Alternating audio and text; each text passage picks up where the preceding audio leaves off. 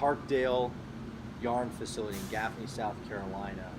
They make enough yarn to construct 5 million t-shirts per week and consume over 5,225 bales of cotton per week.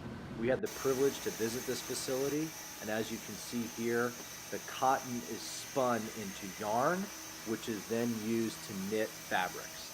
This facility is over 350,000 square feet, but 98% of all the activity is done by machine. So there's only 138 employees in this whole factory.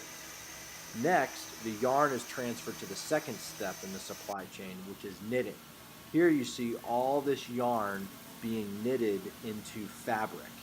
And there's a variety of different kinds of yarns. You have tri-blend, you have 100% cotton, but down below in this machine is where the fabric is being knit, and then it will be transferred to the third step in the supply chain, which is cutting and dyeing. Here's a shot of Carolina Cotton Works. These are giant dye tanks where fabric, which is typically called gray goods, is placed into these dye tanks and treated. Here you see a gentleman dyeing this fabric. The fabric is then treated under heat to prevent any defects and eventually sent on to its way to be cut and sewn into shirts. The final step in the process is cut and sew, where fabric is cut to particular dimensions, sewn, and then shipped back to us here in the US. So there you have it, guys.